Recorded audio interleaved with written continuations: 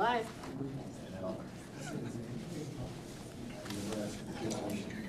This meeting of the Board of Education is now called to order. Welcome, and please stand and recite the Pledge of Allegiance with us. I pledge allegiance to the flag of the United States of America and to the republic for which it stands, one nation, under God, indivisible, with liberty and justice for all. To welcome everybody to our meeting this evening and let everyone know that Trustee Larson sends her regrets. And we'll get right to our first order of business, and that's approving the agenda for the meeting. And I'd like to add one discussion item, and that's the MASB Delegate Assembly Handbook. Are there any other additions or deletions from the agenda? Okay then, there's a motion on page 2, please. Mr. President, I'd like to make a motion that the board approve the agenda with the addition noted. Thank you, Keith. Is there a second? Second. Thank you. All in favor, please say aye. Aye. Opposed? The motion passes. Our agenda is fixed, and we'll move right to the superintendent's report. Mark? Thank you, Randy. All we have is one report, and that's an update on the bond project, and Johnny Edwards will present that. Thank you, Superintendent Beelang, as well as members of the Board of Education. Just wanted to highlight a couple of areas related to our bond work. One, at our northern AEF parking lot, as I reported the last time, that parking lot is in full usage. We're just waiting for one tree for landscaping and one section of fencing, and that project would be totally complete. To our 2021 dollars related to our bond, Central Elementary School, our playground had to be relocated, as I mentioned in the past, and so that playground has been open last week. The students have been using the playground each day. It has been reported to me that students believe that they have an entirely new playground, which is great. The equipment is the same. They do have fresh mulch, some asphalt, new asphalt. Furthermore, the playground is much closer to their building than compared to their previous location. And I just want to pause and give a huge thank you to Principal Wagner and her entire team. This was an inconvenience since spring break with relocating their playground, but we did find that kids were able to have fun without playground equipment. Over to the material. On the construction side, the water main is still ongoing, as well as the site grading. In terms of footings and foundation, the footing blocks will begin tomorrow. We will start to see some masonry work. At the same time, they will be getting underground plumbing and electrical work, all underground, within the next week or so.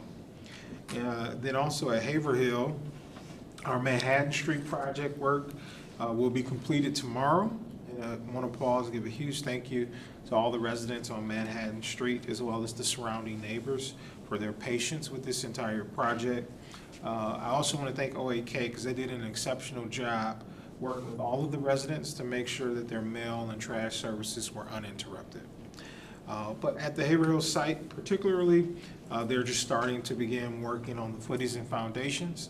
As you know, we staggered the construction of these projects, so Central L is obviously a little further ahead in terms of their construction work.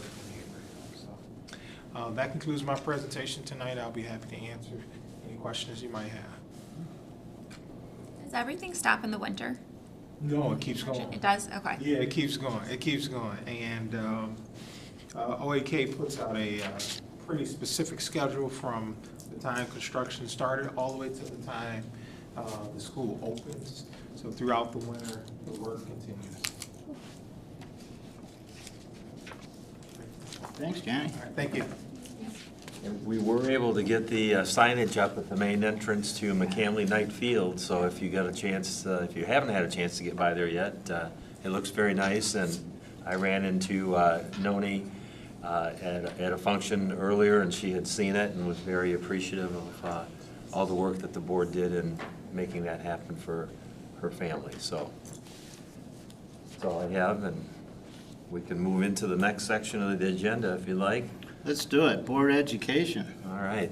So this is the kind of, we're entering our monitoring season on the ENDS policies, and this is ENDS policy 1.1, which, as I noted, is divided into 3 sections for you, that each section, one of the sections, high school, middle school, and elementary level, are presented over the next 3 months, and then a final kind of summary report is presented in January for approval. So you'll be receiving roughly 1/3 of the report today, and Dr. Pasco is here with his team to present that report. Great. All right.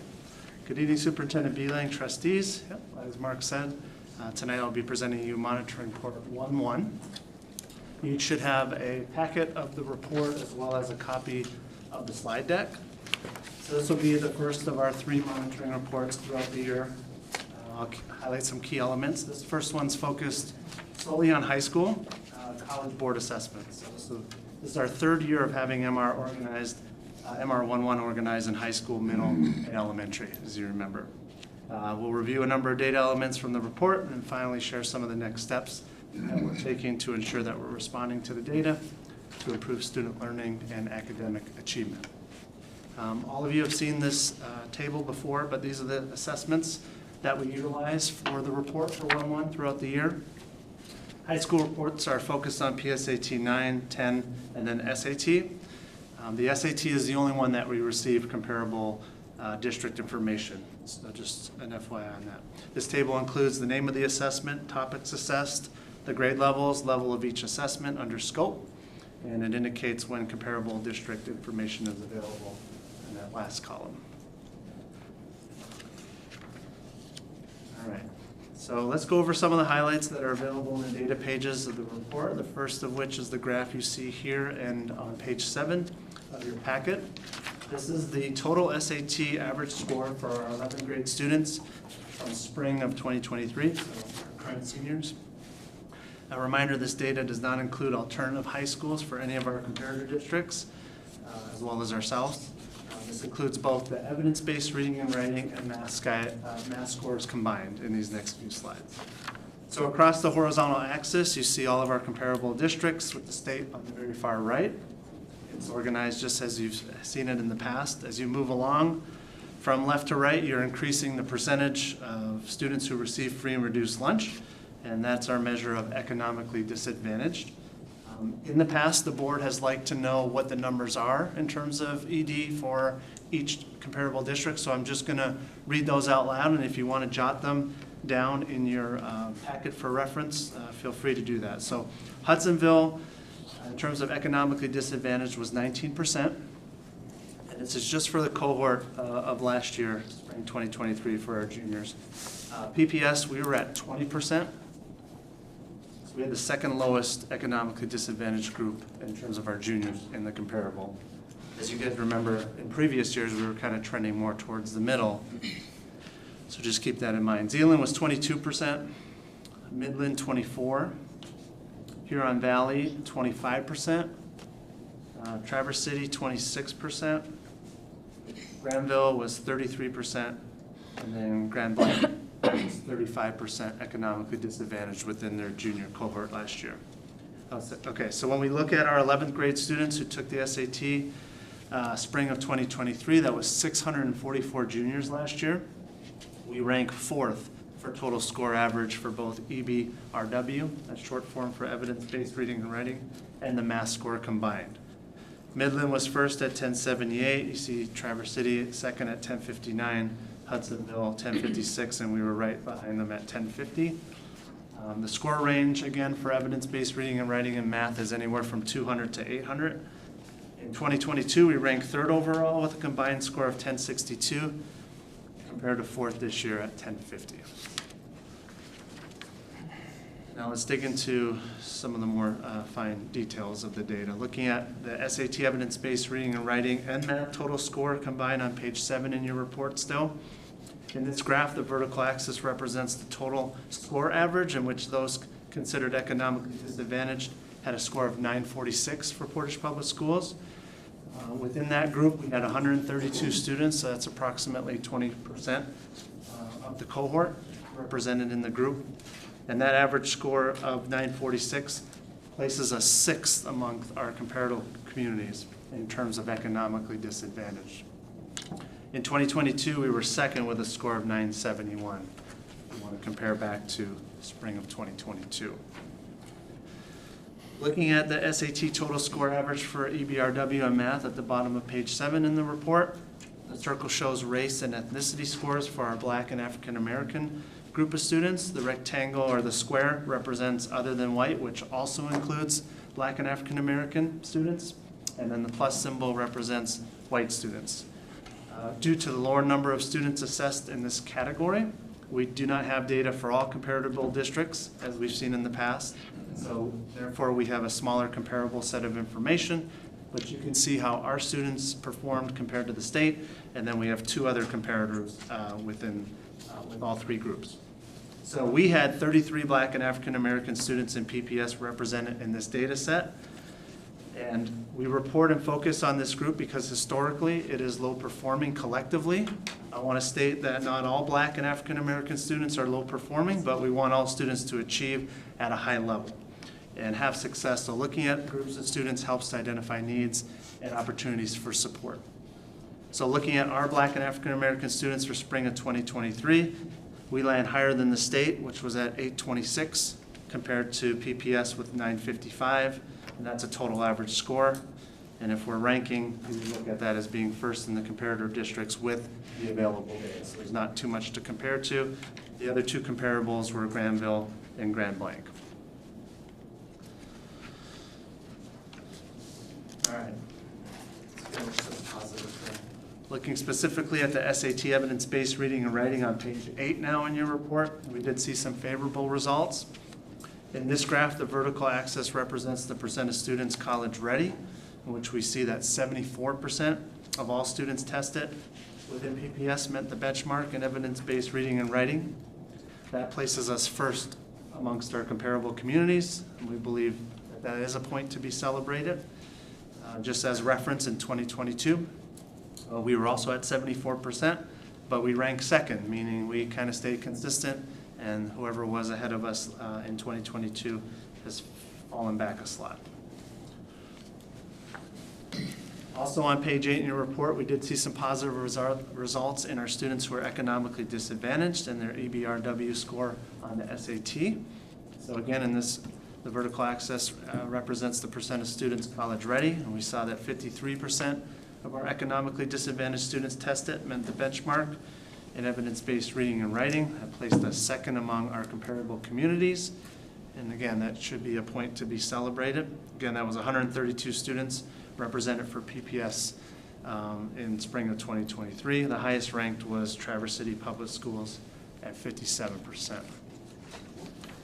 Let's continue to look at SAT evidence-based reading and writing at the bottom of page 8 in your report. The green oval shows race ethnicity scores for PPS for the 3 groups that we mentioned. Again, there's a low number of students assessed in any particular grouping of students. The data may not be publicly available, which is the case here, but you can see how our students performed compared to the state, which was at 25% for Black and African American in terms of college readiness in EBRW, 42% in Grand Blanc, 45% for PPS, and then 47% for Granville. So again, if we're looking at a ranking, we rank second, but we dipped from 48% from the previous year. And each student approximately is accounting for about 3% in this data set, just because such low numbers, 33 students. Moving to the SAT math. So now we're going to start looking at where the real work is for our team and for our district. If you want to go to page 9 in the report, looking at all students relative to our comparable districts, the percentage of college readiness for PPS is at 44%. And sometimes I get asked a question about the 2 high schools. Both high schools were right around the same percentage. So it's the high schools collectively, and that places us 4th amongst our comparable communities. So 54% being the highest at Midland and 28% being the lowest within our comparable cohort. Just as reference, in spring 2022, we were 3rd at 47%. So this year we're seeing a drop in score and we're seeing a drop in position amongst our comparator districts in math. Looking at economically disadvantaged students on the SAT math, we show that 24% of our students were college ready, which puts us tied for 5th place amongst our comparable communities. Highest was Midland at 30%, and the lowest within the group was 14%. In spring of 2022, we had 27% of our economically disadvantaged students that were college ready, and that ranked us 4 amongst our comparable schools, so we dropped there as well. Finally, looking at SAT math data explicitly for spring of 23 as aggregated by race and ethnicity. For the reportable numbers, we can see the percentage of students that are college ready in all 3 groups here. We can only compare to 2 other districts, as I previously mentioned, as well as the state in this category. So the state was at 8% college readiness for Black and African American. In PPS, we were 27% of our 33 Black and African American students. 13% of our Black and African American students were college ready in spring of 2022, but we ranked 2nd this year as well as in the previous year. So there's no doubt that we can do much better here. We'll continue to address these gaps that we're seeing and make adjustments as needed. All right, now taking a look at the next set of charts in Monitoring Report 1.1, if you look on page 10 in your report, we highlight some of our trend information over the past few years. You'll be able to reflect on these graphs in the report packet as it allows you to see the changes and trends that have happened from the state and in each of our comparable communities going back to 2018. So in spring of 2023, 74% of our students were college ready in evidence-based reading and writing compared to 74% in 2022.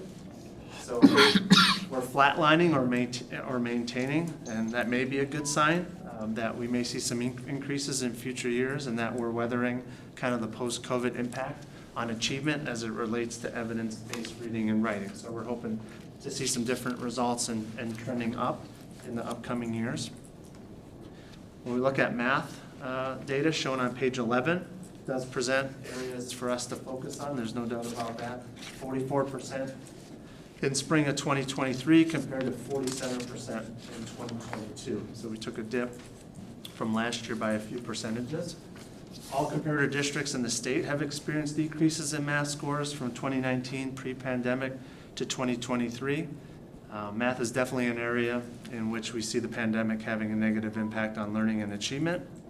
And I remember stating last year that everyone continued to see dips leading into 2022, but now we're not seeing that. We're seeing a few other districts now that are trending up in mathematics. So there's no excuses for us on moving forward with a focus on our continuous improvement process to trend this data in a positive direction. So other folks within our comparable group have figured it out and are weathering the storm in a better way than us, to put it blunt.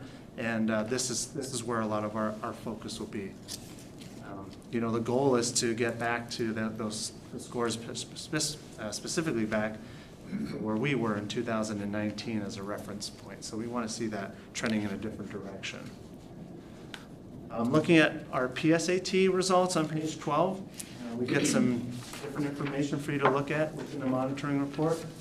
Again, we did not get the comparable school data for these assessments as they're not released. We only are able to see the SAT results for our comparables.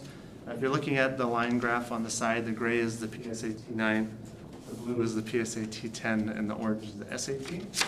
But our 9th grade students stayed consistent in the overall percentage of college readiness in evidence-based reading and writing at 79% in 2023 and 79% in 2022.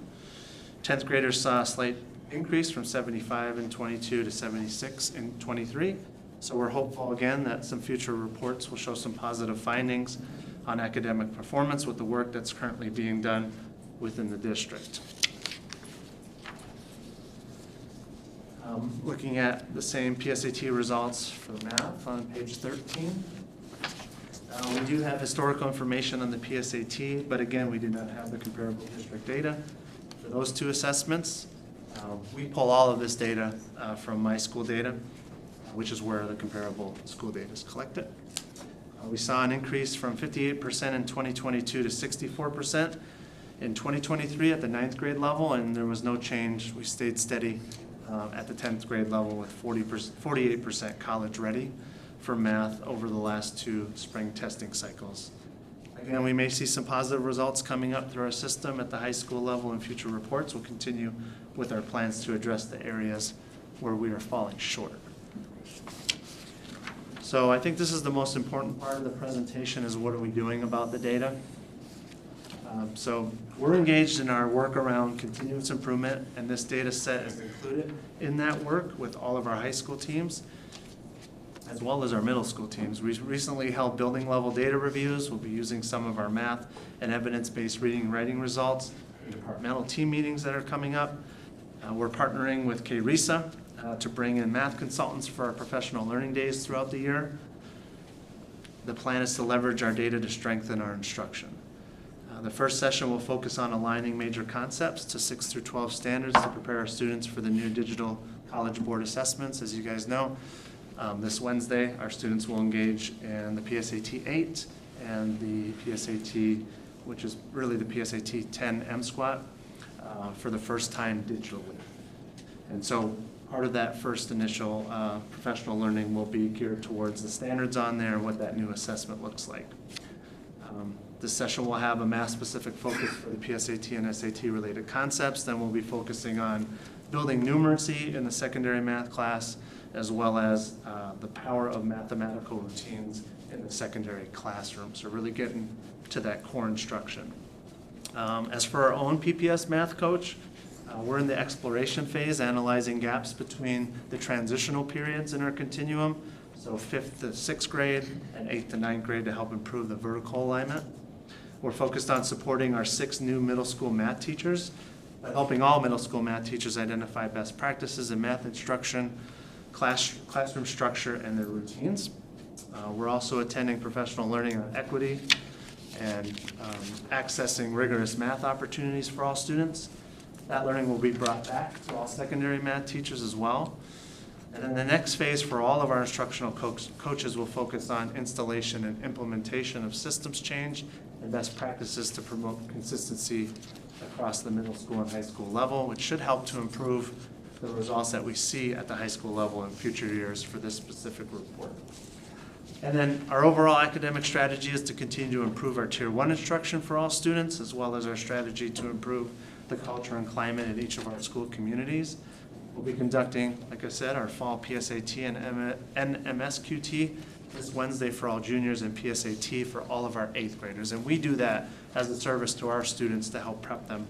Not all districts do that. So we'll get those results back early November. We'll address the target areas at the classroom level and during some of our SAT prep sessions within each of our high schools, as well as our middle schools. And hopefully we'll get that data a lot sooner, since it's digitally. We used to get it kind of like right before winter break, so we're hoping to get it earlier November this year.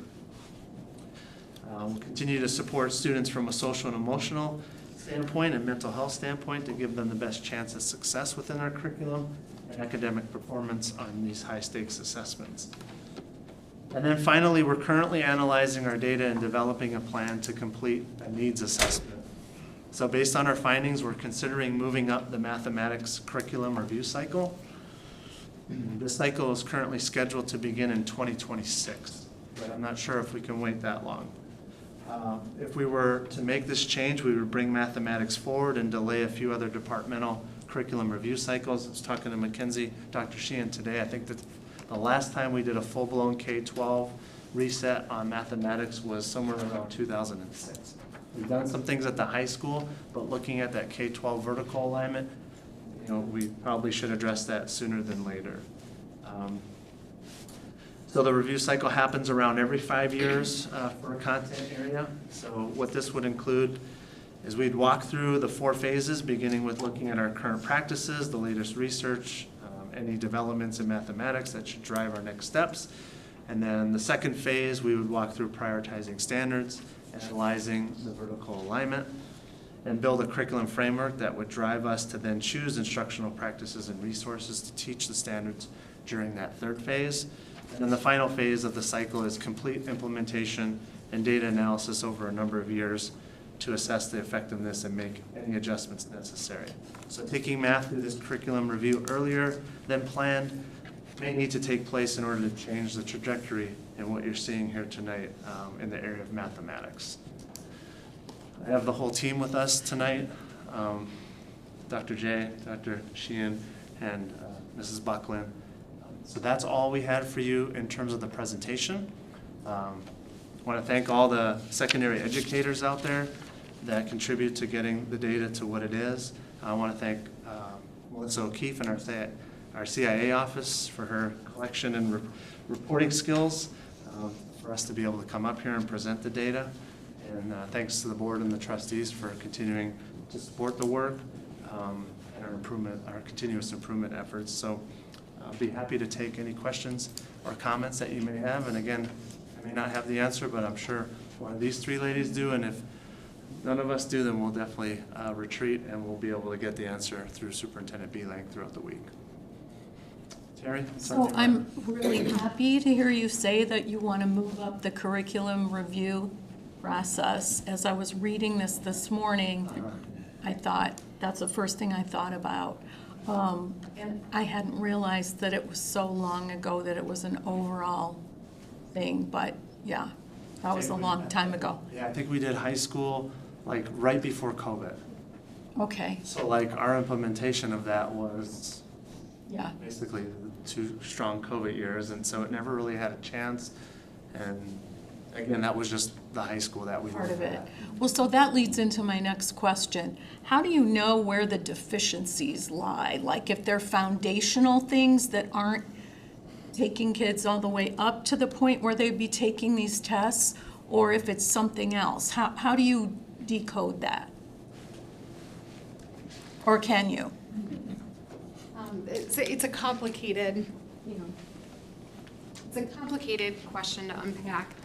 There's a few different ways that we would go about it, and really that's the first phase of the curriculum cycle, is really digging into every piece of data that we have and anything that can help us kind of start to put together the picture of what's going on. So whether that's our screening data that will give us more of an idea around those basic skills, that foundation, like what are we missing, what are they stumbling on, why are we seeing dips in certain areas, and then using our SAT, our PSAT, even our state-driven data to start analyzing there as well.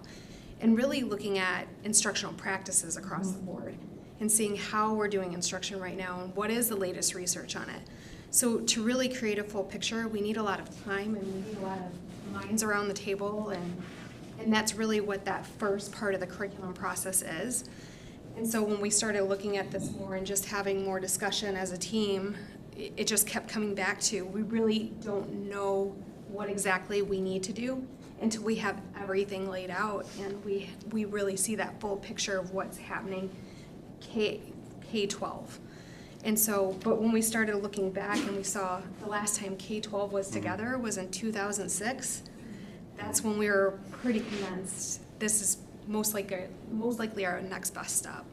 I mean, we could identify the gaps as it relates to doing a crosswalk between our scope and sequence in our curriculum versus what's coming up on, say, an MSTEP or a PSAT or an SAT. That's the work that both of the high schools are bringing back full force. You heard us talk about, over COVID, is we backed off a little bit from that because we were taking care of, one another and our kids, and there's more focus on social emotional well-being and mental health, which rightfully so. But now we see the sense of urgency in our teams, and they are doing some great work. Jessica Buckland is working closely with both high schools as well as Clint as well over at Community High. So I think, and again, that's just one layer to address this. It's not going to address, the core, which is what Mackenzie's talking about. That's really where the rubber meets the road. But there's other things that we're going to do, I think, that will help impact some of these numbers. But, it's really, we got to look at, the meat of all this. And so hopefully, like I said, pulling that curriculum cycle a little bit earlier than what we had anticipated and get, our educators in the room to figure out, Terry, like you said, what are those real gaps? Not just the gaps that we see on these high-stake assessments, but what are the gaps that we also see maybe in some of our benchmark assessment data too, and just figuring out how to best move forward. Well, and I'm interested in the best practices thing too, because in 2006, some drastic changes were made because there were a couple of different tracks and things were strangely happening from my perspective. But it just seems to me like if you can go back like you did for reading and look at some data to show what is the most successful way to be practicing teaching this, it might change some things too. Well, we know we have educators that are phenomenal. And we know they do their own, reading and research and go to conferences and bring back things. But to make sure that we're taking those practices and having that district-wide foundation and making sure that everybody feels supported in implementing those are some of the key things that we may be missing, that we can find out just as we have with ELA and have a foundational piece of this is why we're choosing this type of practice or choosing this resource. So, Great, thank you. Are you guys able to gauge how many students are receiving help outside the classroom for preparation for these exams? And then if they are, which I imagine they probably are, because I remember I did, do you think that has an impact on the scores between the economically disadvantaged and non-economically disadvantaged students? Yeah, like we were talking today, like just something as simple as when our students go through 8th grade, they get connected to the College Board portal, so to speak. And for any of you that have had kids through when that was a thing, it gets connected to the assessments that they take, and then it gets connected to Khan Academy, just as one example. And then that develops kind of a script for each student to follow. But like Mackenzie and I were talking about today, if we don't have a system where it's accessible for all kids and that we have someone guiding them through that versus saying, hey, kids, you have a portal, good luck, make sure you chip away at it on your own. Like you said, that's not going to happen for all kids unless there's some structure behind it. Some families may have that set up, not all do. And so that's kind of that's the goal, is to be able to have these strategies but make sure that it's hitting all kids.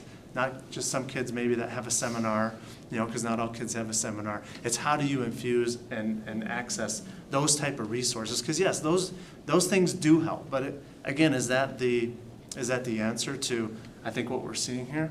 No, but it will help.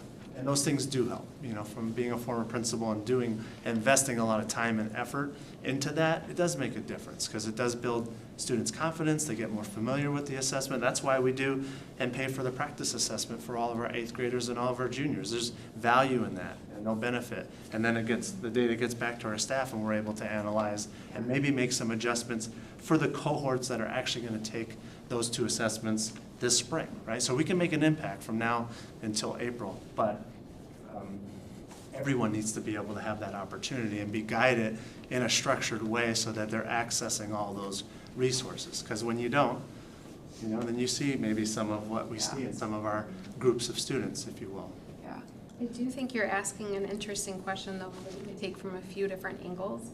And so that type of question generation is what we would be doing during that phase 1. Okay. And so actually asking ourselves, do we need to find another way to collect that data around who else is getting extra support outside of the classroom or outside of the school? I And think how is it that probably impacting? makes a difference. So that's a good one that Jessica and I will write down and take with us. Well, and our principals are very much attuned to making sure that we have good access to all students. They've met with several different companies and have already this year and are really working on trying to make a cohesive, systematic plan to be able to give the extra supports where they're needed. Yeah, I think that nowadays parents are so competitive as wanting their kids to get the highest scores, and they'll sign them up and pay for these courses for them to get these high scores. And so if they, there's kids that their parents can't pay for it, I think it really can make a big difference. The data. Absolutely. Bo, you usually have something for us. What was on your mind? I've got a few bullets. Because this is, this is one of the most meaningful presentations we get all year, all right? October, November, December, and 1.1. So I really appreciate this. The always love the next step slide. That's huge. On the reading versus math, and I'm going way back, but for those of you who've been on the board for a decade or longer, and those of you who've been around, in my memory, it's like the overall math scores in Portage have been fine, but clearly always below the reading scores. I mean, has that been, is that a trend? I mean, I just remember that. And so, you know, we love the math to come up to the reading, and I know you have to make choices, but I really like this idea of putting math back in the cycle. And there just seems to have been something for a decade or more on this, where, I mean, math scores are fine, but reading scores are like really, really good. And so trying to bring everything up. So anyway, I'll just applaud that. Well, before you go on for that, I would ask, have you noted any other comparative districts where that is reversed or that they are even? Or is reading always going to be? Typically, you see math being down. Yeah, Okay. it's a common trend. Interesting. Yeah. But that's a question, given the data that we got tonight, we could look at that for the other districts, and we might find some that would be flipped on it. One thing that jumped out at me, just in terms of the data and the N and having enough numbers of students to be able to report on everything, we've always got enough data for students that aren't white, but for African-American students, I mean, there are only 3 data points up there. And I'm just, this has now hit a point with me where I've just got to vocalize that frustration. And the data is the data, but maybe this is something we think, and maybe talk more at a retreat with your assistance, of maybe there's a different way of having a broader look at that indicator. And I don't know what it is, but it's always deficient. The sample size is so small that it's kind of hard to draw meaningful conclusions, and I wish we could do a better job at that as a board. Yeah. So I'm just planting that seed with as much of my colleagues here as I am, with you all. I kind of feel that as we put the presentation together, so I think we're on the same page with that, Bo. It just is like, is there a different way that we can approach this and present and still, get the interpretation right? So Yeah. we'd be definitely open to working with you all in terms of looking at that in a different way. Yeah, and if it takes a little time, that's fine, if we get it set by next fall's presentation of this. Hey, and then my final question is, do your improvement teams see the same overall level that we see, or do they go right to the level that's within their scope of control? And I guess if they see this, do they have a reaction to it? Does this motivate them?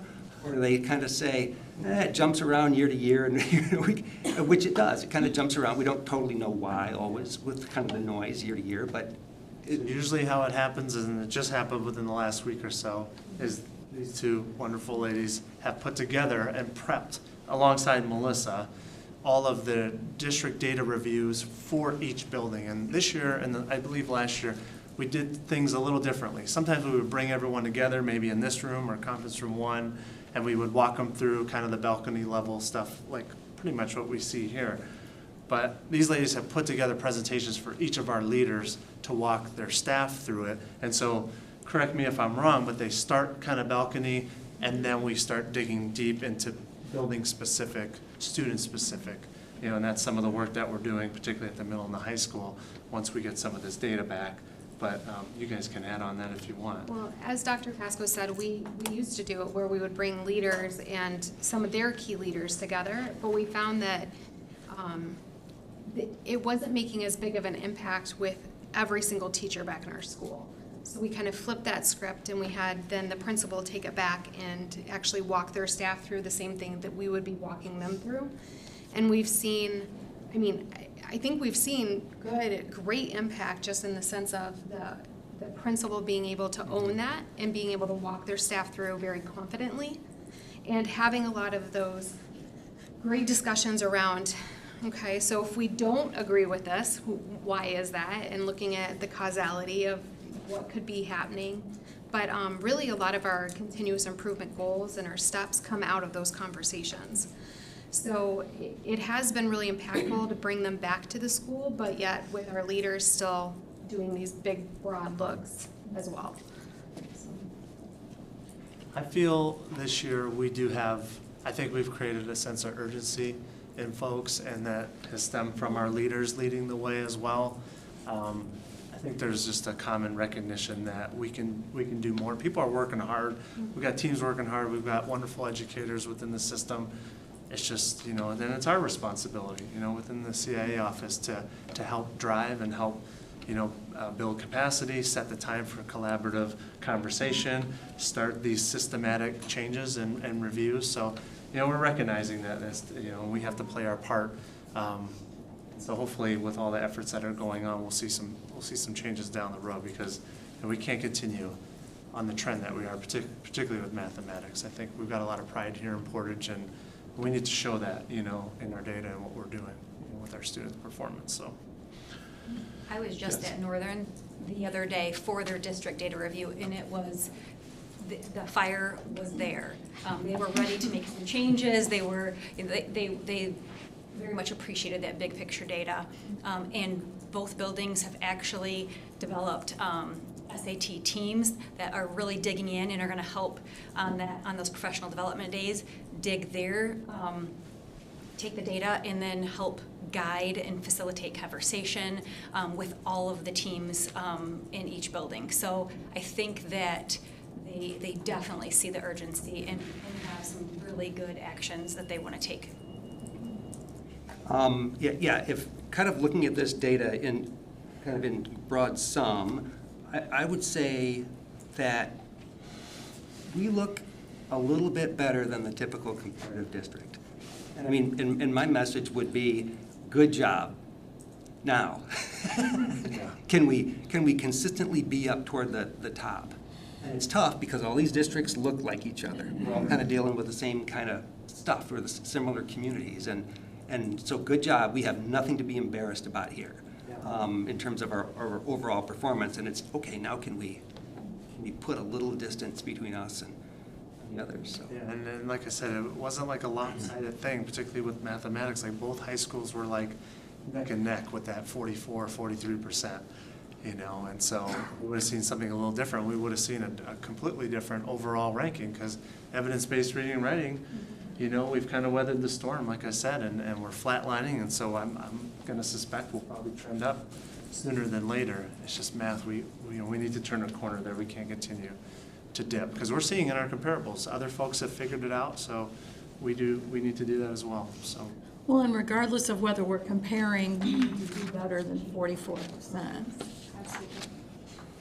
Especially looking back at 18, I don't know the number, it was either 57 or 58%. I remember presenting that, years ago, and us saying that's not good enough either. Right. We had Right. Kurt always saying, why are we lower in math than, just like Keith is saying, than evidence-based reading and writing? And so we weren't even happy with the 58%, meeting benchmark or being deemed as college ready in math back then. So not only do we got to get back there, we need to, exceed kind of what those old numbers were as well. You hit exactly where I was talking about. Okay, so what were we doing then, and what are we doing now, and what changed? So I'm really glad y'all are taking the look into the curriculum and seeing how we can go moving forward, because clearly the sense of urgency is there. We see it, so thank you. Thanks, Emily. And we'll be back with the middle school, data in a month or so, and then we have elementary after that. So we'll kind of see what that whole picture looks like as we move through the school year. Thank you. I would just say, as a capstone comment, always appreciate the frankness. Trustees really appreciate frankness.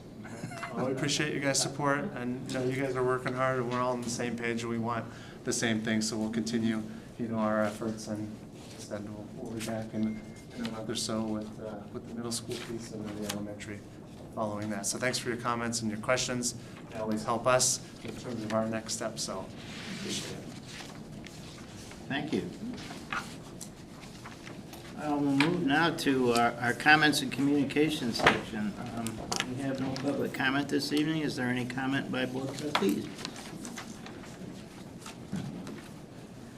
Good game Friday night, terrible weather. Very true. Okay, we'll have just a couple of things. I want to acknowledge the passing of former Superintendent Jim Rickers. Jim served the district for a number of years, and a lot of significant accomplishments occurred during his tenure. Mooresbridge was built, IB began, and while he was here, the 75th anniversary occurred, and he came back last year to help us work on plans for the 100th anniversary. So he was a gentleman that made a big impact here, and he always had a fond place in his heart for Portage Public Schools. So our condolences to his family, and we thank him for his service. I'd also like to highlight the Portage Invitational that was held Saturday at West Middle School. This was the 25th year of this event. There were 234 competing teams, 6,100 athletes, and 17 different races. And it's really quite the event, and we certainly have to acknowledge all our community members and staff members at Portage who make all this possible.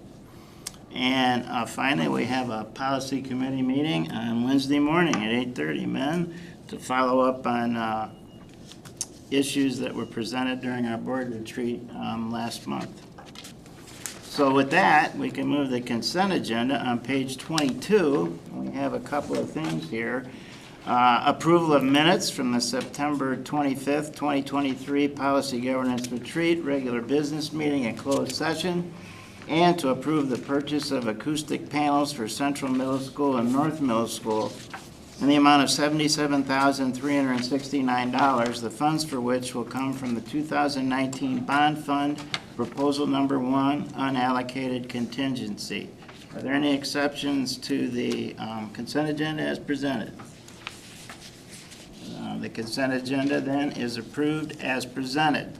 And now we move all the way over to page 33, and we move to our assurance of district performance. We have 3 executive limitations monitoring reports tonight, and the first one is treatment of consumers. There's a motion on page 33, please. President Van Antwerp, I move that the Board of Education accept monitoring report 2.1, treatment of consumers, as a reasonable interpretation and evidence of compliance with policy. Thanks, Terry. Is there a second? Second. Thank you, Keith. Mark? Well, these next 3 policies are, or reports, monitoring reports, are not nearly as intense as the one you just heard, so, but nevertheless important as well. I'll start with the first one with treatment of consumers. There are no changes to any of the interpretations and that I've made previously. Kind of the report, the first part of the report on starting with 211 is really giving you a little bit of history on how the surveys have been administered, because just shortly in here there's some information that that we're tracking and taking a look at, but just a history of the surveys, the interruptions that were caused by COVID, and then moving the survey from different part of the year into the spring for the last couple of years, as well as the pulse check surveys that replaced the survey during times of COVID.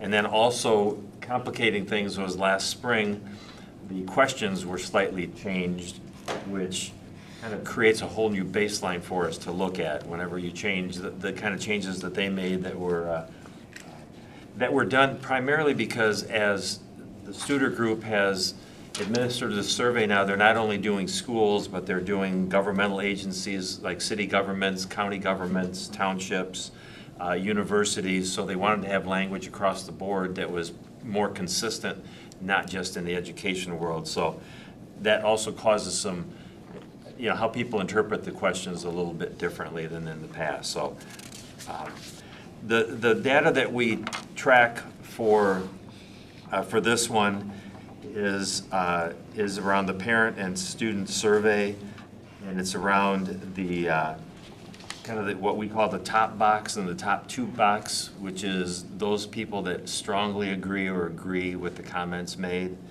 And then we've been tracking that over the years. But the information, the data you see is district level data, but the work that takes place happens at the building level because each building leader team receives data for their building, and then the plans that are developed are based on the scores at the building level and the improvements there. So this data is important for the board to see. our results up from the parent survey on the top box and top two box, even with the change in administration, change in the survey, remains relatively consistent, even taking a bump up, which is kind of against the norm here that we've been seeing and that Studer has been seeing across the country with scores this in the spring having gone down. So the top box, you know, the strongly agrees and the agrees have been very consistently quite steady for us. The net promoter really is people's perception about our schools overall. I would recommend this school to other parents, and I'm proud to say that I have a child at this school. You can see our norm scores there remain above 4, which is always intended to be, we'd like to get to that 4.3 mark, which is the gold standard, but anything above 4 means we're doing good work, and that's true for our parents. And then our students there at the bottom of page 5 on the report, student survey, our top box is pretty consistent there, especially when compared to last year and even with the changes. Students give us a little bit more, you know, different information than parents do. They're sometimes a little harsher, and so our scores there are in the 3s, but that's just something that we have to continue to work on through our culture and climate goals and our school improvement initiatives. So that's kind of a high-level look at that. And again, there's a note there that the Studer Group points out that drops in overall means are largely influenced by differences in participation across survey administrations, especially when we have fewer people taking the survey. So we have been working on strategies, and we'll continue to work on strategies to get greater participation, to get more accuracy in perceptions. It's interesting to me that in 2018, nearly twice as many people took the survey as in 23. So I know you referenced survey fatigue earlier. You know, that survey was fairly new. I think that was maybe our second year, second or third year when we started administering the survey. So, yeah, we started out gangbusters. I think we need to do a better job of informing both our students and our community of what steps we're taking and closing the loop on that survey, so that it's not just take the survey and then take it again. It's what are we doing in between time. So we need to do a better job, and our coach, KK Owen, is working with us on that. What grades are the students in who've participated in the survey? All grades. So how do you do it for elementary school? They have like smiley faces that Okay. they circle, so they have a different, Okay. yeah, they have Interesting. a different thing that they're seeing. Just wondering. And there are, on some of the questions, they're worded just a little bit differently. Okay. But primarily it's, in some, you know, teachers can read this to them, so they're Okay. doing it as a group. Cool. Any other questions on that data?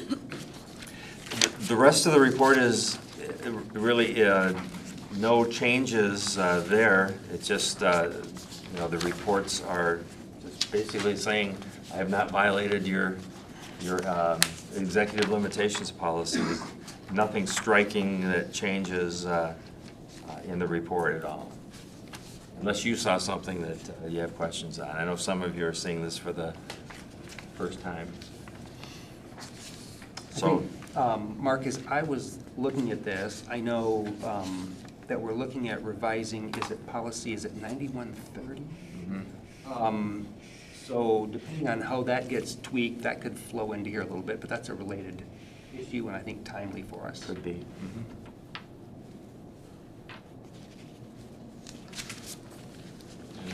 I'll be happy to answer any other questions if you have them, or accept comments for that matter. The comment that I'm about to make, you know what I'm going to say, is that I wish we could prod Studer a little bit on providing some comparative data for some of this, and KK has talked about that to us before, and I understand the issues there. But you know, one place where it could help a little bit would be back on page 38, where the student survey, and you know, So our scores have dropped there. But there may be technical reasons they drop, like a rewording of the question. And if they would just be willing to take, say, their other clients, group them in a bunch, and just see if they've seen a similar drop because of rewording, that could help a little bit. And just trying to separate out the noise from the reality there. Do you guys get to see this in a format that's comparing each school within the district? You know, this is all lumped into one, but do you get to see like? We have individual results You for do? each school. And we share those results. Each building principal receives results for their building. Okay. And then along with this information, there's, not from students, but from parents and employees on those surveys, they also have comments that survey takers make relative to 3 questions that are asked. But, you know, we try not to make this a competition between schools. You know, we work collectively to get participation rates up, look at what one school is doing versus another. We do share information with principals. You know, we didn't originally. I think we're to the point now where it's like they're going to talk to each other anyway. And how did you do? And if they're an outlier, they want to know. So there's a lot of collegiality in sharing the results. A little bit of competition, but it's pretty healthy. Hey, Mark, so I know in response to questions on this in the past, you've had KK come in to retreats and talk with us about it, but my brain grows fuzzy. But at some point, and this is not urgent, but at some point in the next cycle, if we could get a little reminder, and we have new trustees too, so a little reminder on what, say, a follow-up list of opportunities could be, or kind of the standard. I know you do a lot of work with folks in the offices on these kinds of things, and just remind us, it would be the same kind of concept of the next step slides for the academic data. It's kind of what are a few bullet points of the types of things that are worked on to. Yeah, you know, if you, we can do that. They're different for we have district goals through our culture and climate pillar, which support what the buildings are doing.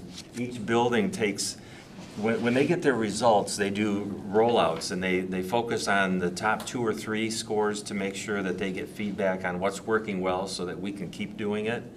And then they look at their lowest scores and, you know, what do we need to do to improve, to bring our scores up? And so it's pretty unique to each building, but it's incorporated into their school improvement plans for their building. We can do something with kind of sharing some of that out, kind of at a high level of a sampling of things across the district that are happening. And I didn't want to put you on the spot, but you addressed much of my question right there. Okay. I think just maybe in a future meeting, if you could just give some examples of some of the kinds of things that a building would work on. I mean, not anybody in specifically, Sure. but just some examples of some of the things that they work on. I think it's kind of fascinating. We can do that, and if we can, I don't know how our leadership development institutes, when KK is in town, align with board meeting dates, but if she happens to be here at a time when the board meets, then by all means, I'll bring her in too, that she can answer some of the more technical aspects. Thank you. Any other comments, discussion on monitoring report 2.1? Okay then, all those in favor of approving monitoring report 2.1, please say aye. Aye. Opposed? The motion passes and the monitoring report is approved. And we'll now move to our next monitoring report, 2.5, financial condition and activities. There's a motion on page 46, please. Mr. President, I move that the Board of Education accept monitoring report 2.5, financial condition and activities, as a reasonable interpretation and evidence of compliance with policy. Thanks, Ian. Is there a second? Second. Thank you, Terry. Mark? Okay, financial condition activities. I made a note here that this is also one part of the report that the board receives on this policy. The second part you'll be getting through your auditor next month, and they complete the audit. But this more specifically addresses the subpoints that are made here. Again, there are no changes to any of my interpretations. The data has been updated to reflect the last couple of years. I specifically bring your attention to page 2 of the report, page 48 of the agenda packet, which talks about the fund balance not falling below 7%. I cite there that our projected end of the year for 2022-23, which you'll get the official numbers next month, we're projected to be at 17 million, a little over 17 million in fund balance, unassigned fund balance, and that reflects 14.8% of expenditures. And then the board approved the budget for this year back in June, and we're dipping a little bit into fund balance for this coming year, yet our fund balance is still expected to be around 10.77% if all holds true for the rest of the school year. So we'll be updating that, obviously, as time goes on. The rest of the report remains pretty much the same as it has. We do bring any expenditures exceeding $100,000 to the board, primarily around construction contracts. That one is. And I think the big issue there is that we not split any of our actions to avoid bringing things to the board. And your assurance there that we brought you everything, and our auditors and our business office really does a good job in making sure that we adhere to that policy. So I've listed a few of the big ticket items that we've done that have come to the board and that exceed that $100,000 mark. Let's see if there was anything else.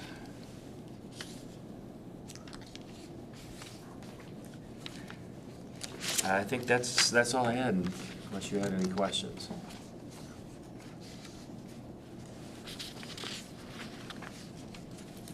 Anyone have any questions for Mark? I mean, the most important thing is always 2.5.1, that fund balance number, so that's good to see. I know you follow that one most closely. Right, right. Okay then, all those in favor of approving monitoring report 2.5, financial condition and activities, please say aye. Aye. Opposed? The motion passes and the monitoring report is approved.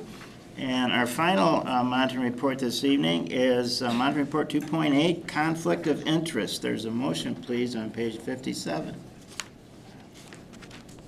Mr. President, I move that the Board of Education accept monitoring report 2.8, conflict of interest, as a reasonable interpretation and evidence of compliance with policy. Thanks, Bo.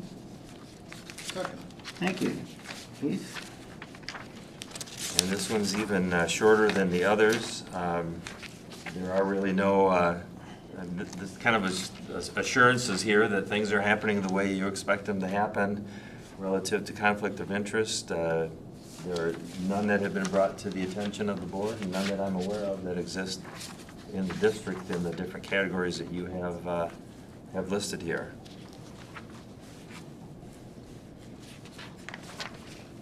So that's all I have unless you have questions. Well, when you're an honest guy, that's all you can say, you know? Any questions, comments on this monitoring report?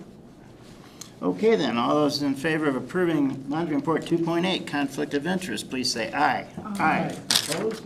The monitoring report is approved, and we'll move to our first action item, which is administrative compensation changes on page 63. Is there a motion, please? President Van Antwerp, I move that the Board of Education authorize administrator salary increases equal to 4% for the administrative group as presented. Thank you, Terry. Is there a second? Second. Thank you. So this is earlier this year, as was outlined in your in the previous report there, we did bring certain recommendations to the board for approval regarding extending the contracts and allowing steps for all administrators. And then it was indicated at that time that when Negotiations with teachers was done, that we would be coming back to you with a second recommendation to make adjustments to this administrative group. That's what this is. It adds 4% to the salary schedule. So even those contracts that were approved earlier, because they're on the salary schedule, receive that bump in salary by 4%. We thought 4% was a fair amount, and given that we were already dipping into fund balance, the unassigned fund balance this year, that we recognized that as a group and felt that was an appropriate increase.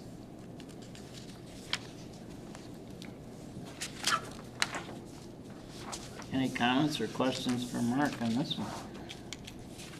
Just to underscore with my memory here, but this 4% is close to, but just below the movement that the teacher schedule had.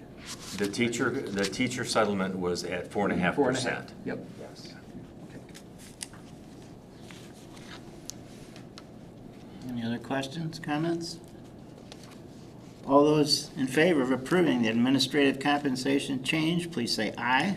Aye. Opposed? The motion passes, and we'll move on to our next action item, which is National Principals Month Proclamation. There's a motion, please, on page 65. President Van Antwerp, I make the motion that the Board of Education approve the National Principals Month proclamation as presented. Thank you, Keith. Is there a second? Second. Thank you. Do we have a volunteer to read the proclamation for Principals Month? And this is a big deal because this is the first time we've ever done it. So you could be the very first person to read the Principals Month proclamation. You could make history here. Do we have a volunteer?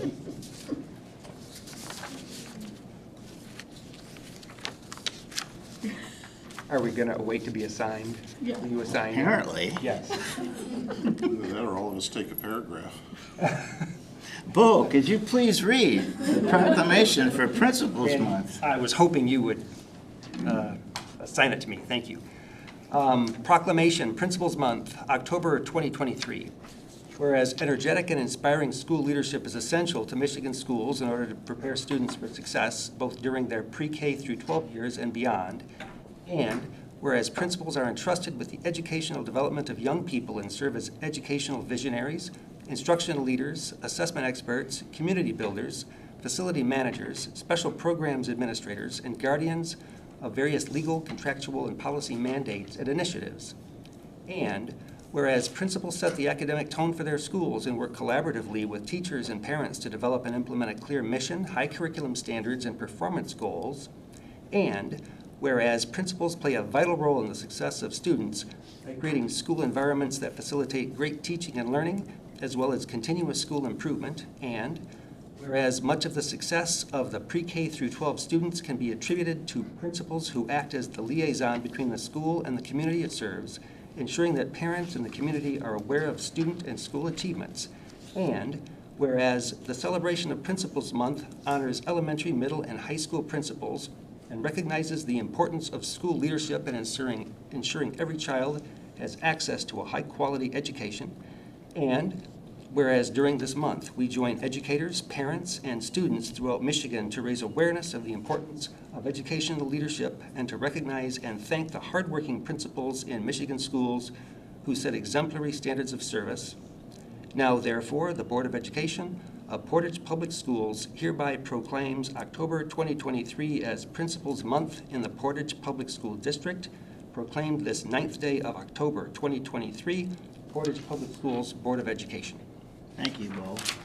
I'm glad we're doing this proclamation as a way to salute our principals for the essential role they play with student learning and improving their buildings and working alongside teachers and parents and students. They're key to the success of our district, and we appreciate their work.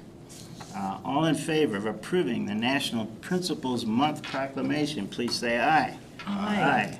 Opposed? The motion passes. We'll move to our last agenda item, which is a discussion item of the MASB Delegate Assembly Handbook. Barb sent this to you today electronically, and It's about 50 pages long, but really the relevant part starts on page 42. And that's, you have it in your, in front of you tonight, that's Chapter 4, the amended language, and these are the resolutions which will come to the delegate assembly to be changed and voted on. The first one is curriculum standards, and it has an explanatory note with that. And anyway, the MASB Policy Committee, Bylaws and Resolutions Committee, I guess, recommends adding language stating MASB's opposition to the legislature requiring alternative curriculum or opt-out options, and language from Resolution 5.20 curriculum parental involvement regarding school boards not being required by state law to provide students alternative curriculum materials. Resolution 5.20 curricula and parental involvement is being deleted by the committee. The next one is instructional time, and the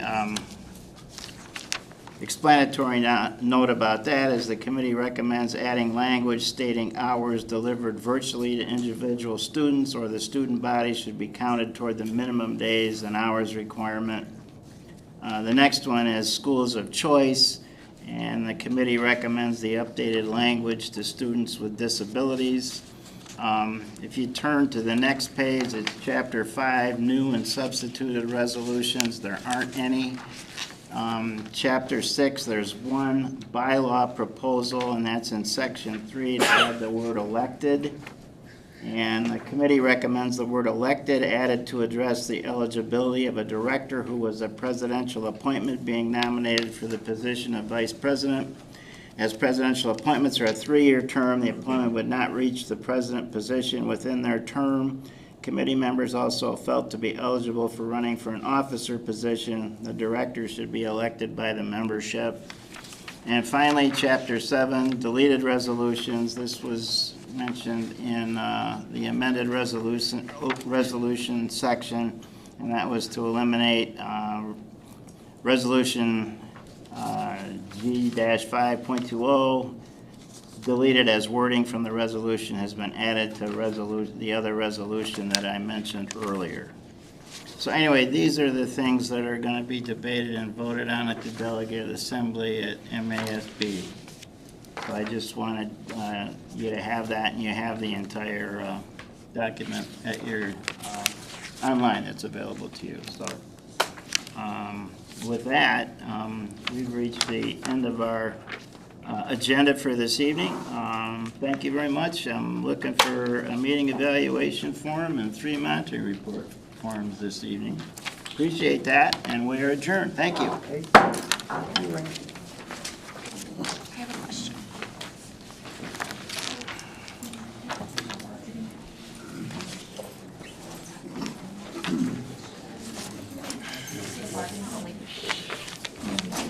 Bargaining. Thank you. For teacher. Got it. Will we have another? Not a part of, they still get covered by it? Yes.